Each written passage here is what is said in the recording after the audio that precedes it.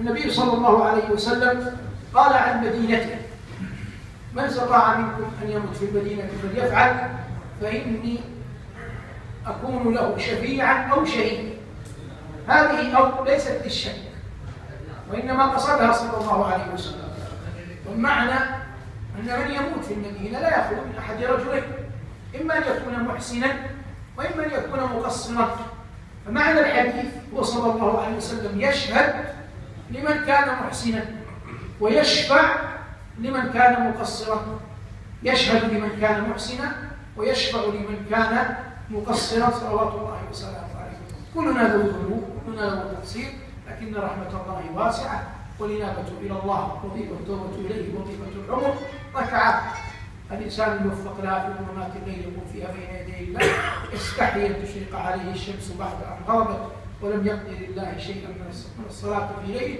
هذا الذي ينفع العبد ويوفقه في ليله ويوفقه في نهاره ويشيره يوم يلقى أحد. وقد بيت لا يقول. هذا أهم مهر لصلاتك. لا تنام وقد بيت لا تفعل، فليعلم الله منك صدق نيتك أن الله ليس بهين عليك لا أن تنام وأنت لا ترغب أن تقوم، لكن نم وأنت كلك رغبة في أن تقوم بصلاة أخرى. في هذه الحالة حتى لو قدر غلبتك عين ونمت فإن شاء الله لا تأثم. إن غلبتك مع الحسنى فادعوه بها. وفي الحديث إن لله 70 اسما من أحصاها دخل الجنة.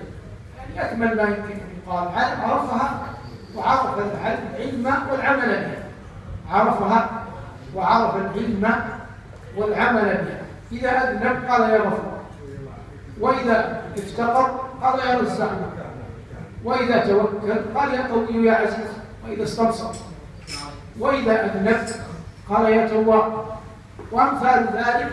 هذا إن شاء الله تعالى من معاني هذا الحديث. الله جل وعلا قال عن ذاته العلية في موضعين في القرآن: إن ربي رحيم ودود، وقال في هود، وقال في البروج وهو الغفور الودود. والودود هو الذي يرحم ويحب في آن واحد، يرحم ويحب في آن واحد. فأنت العبد تمشي في الطريق ترى دابة من الدواب عطشة هلكة فتغيثها، فصنيعك لهذه الدابة يسمى رحمة، لكن أنت لا تحب هذه الدابة، واضح؟ وقد تجد واحدا تحبه لكن الله أغناه عنه، لا يحتاج إلى أن ترحمه، لكن الله تبارك وتعالى نحن فقراء إليه، وهو بالنسبة لعباده المؤمنين جل وعلا يرحمهم وهو يحبهم، يرحمهم وهو يحبهم. فإذا اجتمع الرحمة والمحبة في الله جل وعلا على عبد من عباده سمي هذا من أسمائه الحسنى: إن ربي رحيم ودود وهو الغفور الودود ذو العرش.